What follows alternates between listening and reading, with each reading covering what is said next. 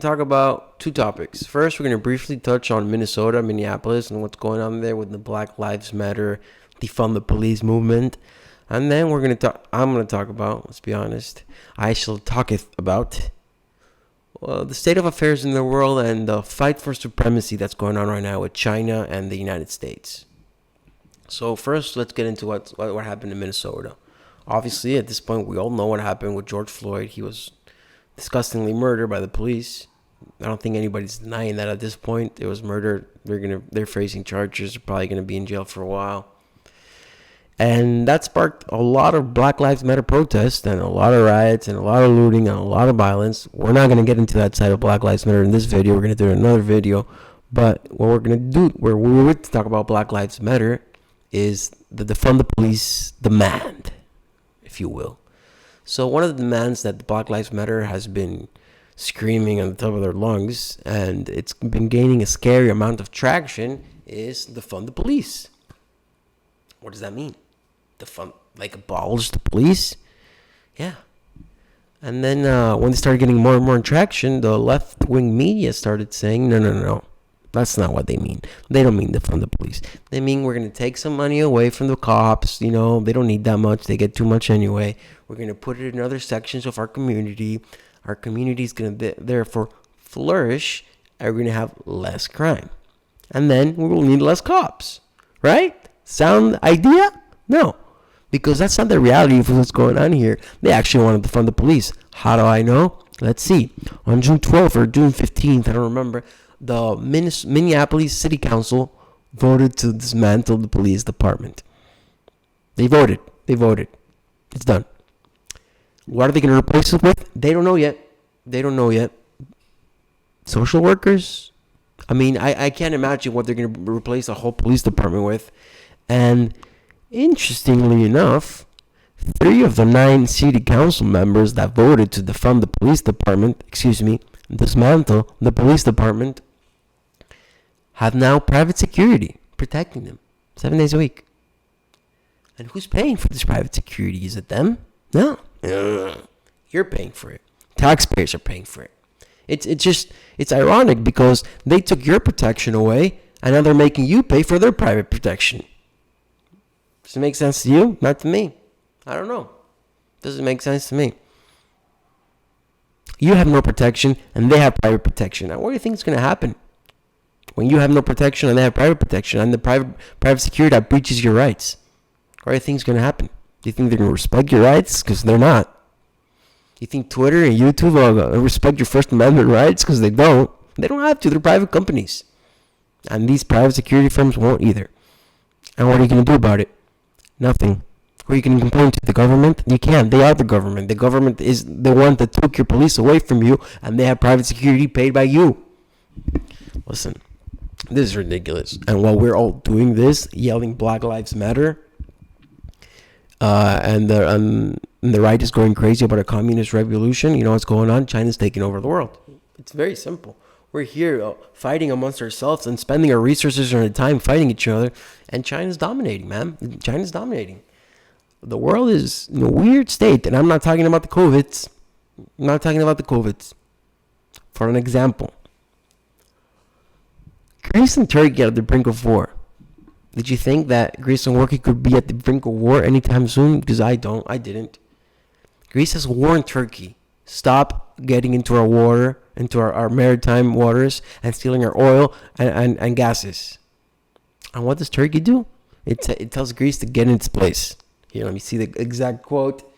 Erdogan, the leader of Turkey, he got on national TV and he said to Greece, if you don't know your limits, then what Turkey will do is obvious.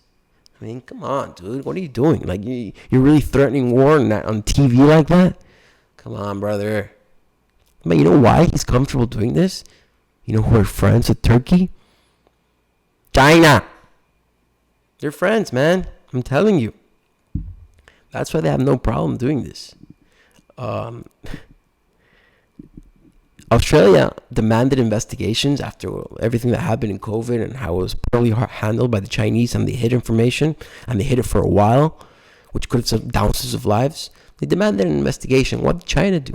They retaliated. They retaliated so strongly that Australia got scared and added $200 billion to their military budget. This is unprecedented for Australia. $200 billion.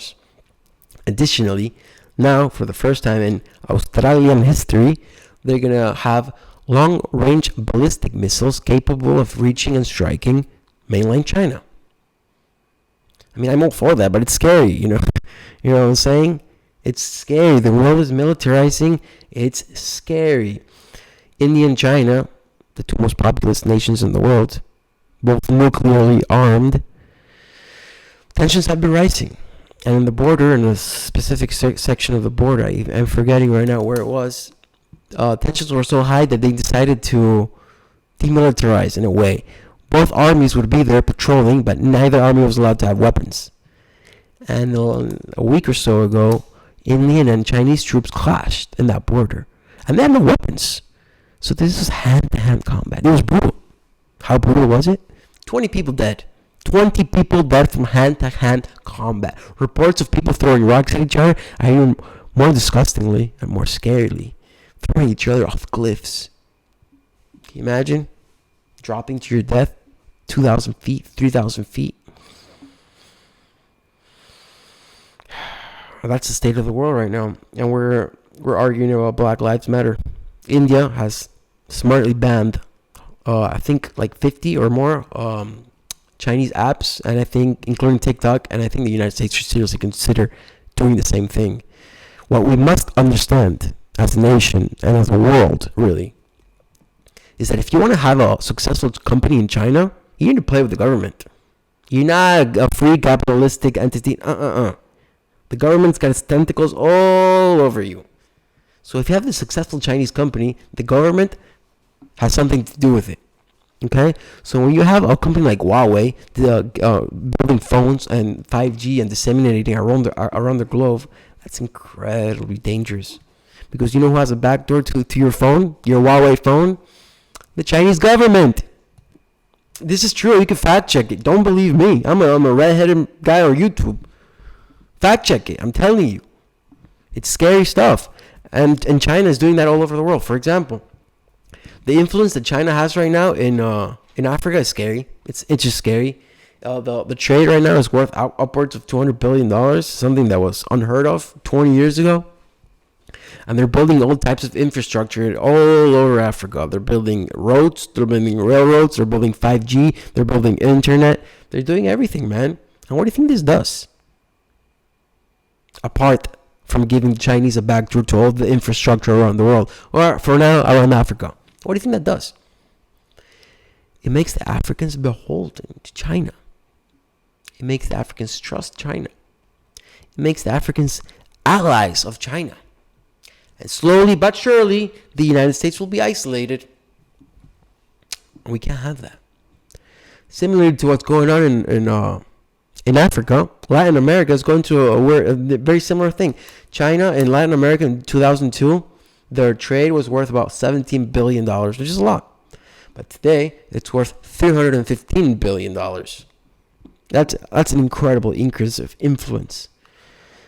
Even more so, not only are they providing them with infrastructure like they're doing in Africa, they're also the biggest lender. The biggest lender in Latin America. It's not a Latin American bank. It's not an American bank. It's not a European bank. Yet, it's not the Rothschilds. It's the Chinese. They got them like this. It's scary. The United States is being isolated, man. I'm telling you. And what happened with Korea a couple weeks ago? Kim Jong-un, my boy, over here. He said like he didn't think that the United States was the number one power in the world anymore. Like he thought China was the number one power in the world. And a couple of days following the statement, the North Koreans blew up the South Korean-North Korean liaison office, sending up what I think is a strong message to the world of, we're not interested in negotiating with the West. We're not interested. We got China. We don't need you. We don't want you. We don't want you part of that. That's what I think that the Korea statement was. And it's really scary. I think Americans are used to the golden age that we've lived in for the last 150 years and to the upwards trajectory that we're used to. But you gotta look at history, man. You gotta look at history. Upwards trajectories don't last perpetually. Golden ages don't last forever. Rome fell. And when it fell, the period that followed was called the Dark Ages for a reason.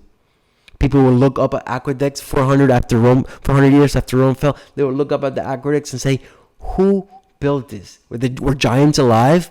How did they do this? Because they were plunged into the Dark Ages.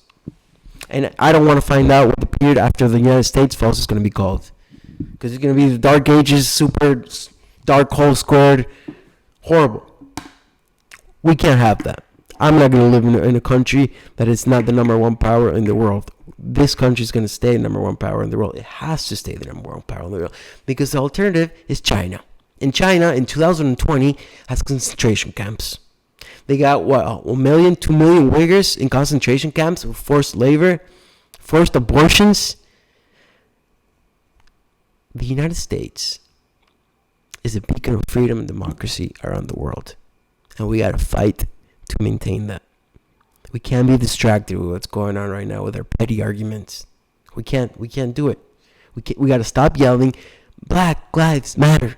We got to stop yelling, Donald Trump, KKK, racist, sexist, anti-gay. We got to stop that. And the right has to stop yelling that we're undergoing a Bolshevik revolution, because it's not happening right now. The truth is that we are not undergoing a communist revolution right now. Is there a socialist and communist uprising? Not an uprising, but is it more popular now in the United States? Yes. Yes.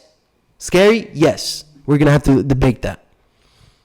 But we got to stop our petty arguing, and we got to get together, and we got to become the number one power in the world. We got to stay the number one power in the world. See you next time.